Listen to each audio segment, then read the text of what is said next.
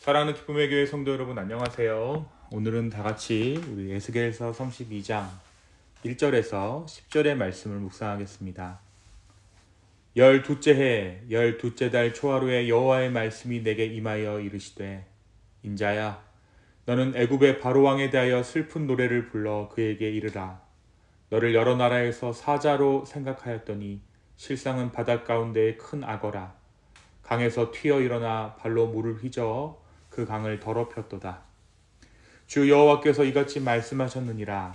내가 많은 백성의 무리를 거느리고 내 그물을 내 위에 치고 그물로 너를 끌어오리로다. 내가 너를 무태 버리며 들에 던져 공중의 새들이 내 위에 앉게 할 것이며 온 땅의 짐승이 너를 먹어 배부르게 하리로다. 내가 너의 살점을 여러 산에 두며 내 시체를 여러 골짜기에 채울 것이며 내 피로 내 험심 땅에 물 대듯 하여 산에 미치게 하며 그 모든 개천을 채우리로다. 내가 너를 불 끄듯 할 때에 하늘을 가리어 별을 어둡게 하며 해를 구름으로 가리며 달이 빛을 내지 못하게 할 것이며 하늘의 모든 밝은 빛을 내가 내 위에서 어둡게 하여 어둠을 내 땅에 베풀리로다. 주 여호와의 말씀이니라.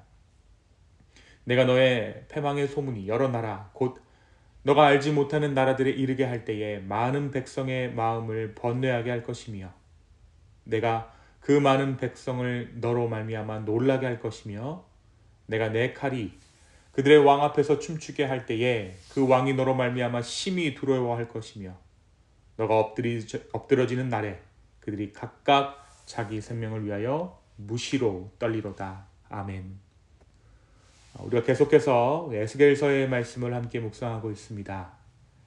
지금까지 에스겔서 29장에서 31장까지의 말씀에서는 애굽의 바로왕과 애굽의 백성들이 지은 죄악과 그 죄악으로 인해 받게 될 진노의 심판에 대해 예언하고 있습니다. 애굽 심판에 있어서 진노를 받아야 할 세 부류, 그러니까 애굽 자체, 애굽 나라, 애굽 백성, 그리고 애굽 왕에 대한 심판이 언급된 것입니다. 오늘 우리가 묵상하는 에스겔서 32장에서는 그 세 부류 중에 아직 언급되지 않은 애굽 왕에 대한 심판의 내용이 담겨져 있습니다. 그 중에서도 오늘 우리가 읽은 1절에서 10절의 말씀에서는 바로의 멸망과 그의 멸망이 세상에 미칠 영향을 전하고 있습니다. 이 본문은 열왕기하 24장에서 애굽이 바벨론에 패배한 후 약 2년이 지난 시점에서 주어진 예언입니다. 오늘 본문에서 하나님께서는 바로를 바다의 큰 괴물에 비유하고 있습니다. 이 괴물은 강들 사이에서 뛰어다니고 발로 물을 휘저어 강을 흐리게 만듭니다. 이것은 애굽이 주변 나라들을 혼란스럽게 하고 그들의 평화를 어지럽히는 모습을 상징적으로 보여주고 있는 것이죠. 그런데 하나님께서 이렇게 날뛰며 주변을 혼탁하게 하는 이 괴물을 자신의 그물로 잡아 무태 끌어올리겠다라고 말씀하십니다.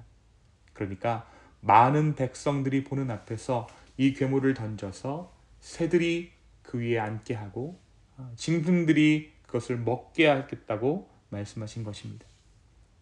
애굽의 몰락이 그냥 사적으로 징계하는 것이 아니라 공개적이고 치욕적일 것임을 하나님께서 말씀하신 것입니다. 하나님께서는 애굽의 살을 산들에 두고 그 시체로 골짜기를 채우겠다라고 말씀하십니다. 또한 애굽의 피로 땅을 적시고 산들에까지 이르게 하겠다라고 말씀하시죠. 애굽이 완전히 패망하는 것은 물론이고 이 애굽의 파멸이 얼마나 광범위한 것인가에 대해서 말씀하신 것입니다. 그뿐만이 아닙니다. 애굽 왕을 심판할 때에 하늘을 가리워 별들을 어둡게 하고 해를 구름으로 가리며 달이 빛을 내지 못하게 하시겠다라고 말씀하시죠. 하나님께서 애굽을 심판하실 때에 우주적 차원의 어둠을 동원하시겠다라고 말씀하신 것입니다. 애굽에 대한 심판이 마치 종말 때와 같을 것이다. 이 세상이 끝나는 것 같은 그런 우주적인 심판, 철저한 심판이 임할 것이다 라고 말씀하신 것입니다. 이 심판으로 인해 많은 백성들이 두려워할 것이며 그들의 왕들이 크게 떨게 될 것이다 라고 오늘 말씀은 예언하고 있습니다. 하나님께서 그들 앞에 칼을 휘두르실 때 그들은 자신들의 생명을 위해 떨게 될 것이다 라고 하나님께서는 에스겔 선지자의 입술을 통해 그들에게 예고하십니다. 사랑하는 성도 여러분, 오늘 말씀이 우리에게 어떠한 의미가 있을까요? 오늘 이 예언은 단순한 한 나라의 몰락을 넘어서 하나님의 주권적인 통치와 교만한 자들에 대한 심판을 보여주는 강력한 메시지를 담고 있습니다. 특히 나의 힘을 과신하고 하나님을 무시하는 세상 권력의 허망함을 드러내고 있는 것이 바로 오늘 본문의 말씀의 내용입니다. 애굽은 당시 큰 위용을 자랑하던 나라입니다. 그리고 그 권력의 핵심에는 바로 그러니까 파라오가 존재했죠. 그는 태양신이라 일컬어졌습니다. 하지만 하나님께서 그를 심판하실 때 온 우주에 어둠이 덮을 것이다 라고 말씀하시죠.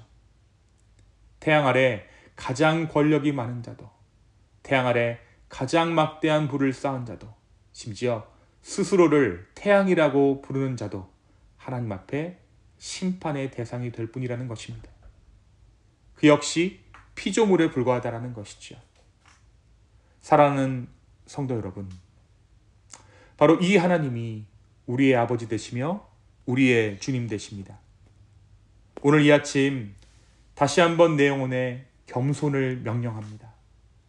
내 삶에 또 한 번 주인이 누구인지를 선포합니다.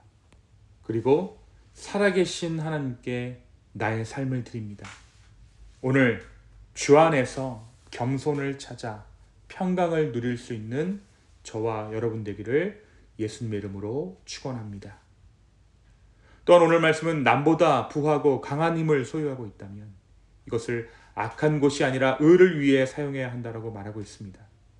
오늘 말씀 1절에서 3절이 그것을 전하지요. 왜 그렇습니까? 바로 나의 힘, 나의 부함이 하나님께로부터 온 것이기 때문에 그렇습니다. 결론적으로 바로와 애굽 백성들은 하나님으로부터 받은 것을 하나님을 대적하는 일에 사용했습니다. 그래서 하나님이 미워하는 일에 가담했으며 이에 하나님께서는 그들을 철저하게 심판하셨습니다. 사랑하는 성도 여러분, 오늘 하나님께서 나에게 허락하신 축복은 무엇입니까? 내 인생 가운데 하나님께서 주신 것은 어떠한 것들이 있습니까? 하나님께서 남들보다 더 주신 것은 무엇이고 또 하나님께서 나에게 허락하신 특별한 은혜의 표징은 무엇입니까? 그것을 이웃과 나누고 그것을 주님의 일에 사용하는 것이 바로 내가 주님 안에 있습니다 라는 선포요 증거인 줄로 믿습니다. 오늘 이 하루 내게 주신 그 무엇을 악한 곳이 아닌, 그러니까 나의 유익을 위해 사용하는 것이 아니라 누군가를 위해 나눌 수 있는, 그리하여서 주를 위해, 주의 공동체를 위해 사용하여 주님께 영광 돌리는 저와 여러분의 복된 하루 되기를 예수님의 이름으로 축원합니다. 이 시간 함께 기도하시겠습니다. 주님, 오늘 이 에스겔서의 말씀을 통해 다시 한번 우리에게 겸손을 말씀하시고 하나님께서 어떠한 분이신가를 우리에게 가르쳐 주심에 참으로 감사합니다. 지금 다시 한번 우리의 삶, 우리의 마음을 주께 드립니다. 그리고 내 안에, 내 영혼에 겸손을 명령합니다. 주여 우리를 인도하여 주시옵소서. 감사합니다. 이 모든 말씀 살아서 역사하시는 예수님의 이름으로 기도하였습니다. 아멘.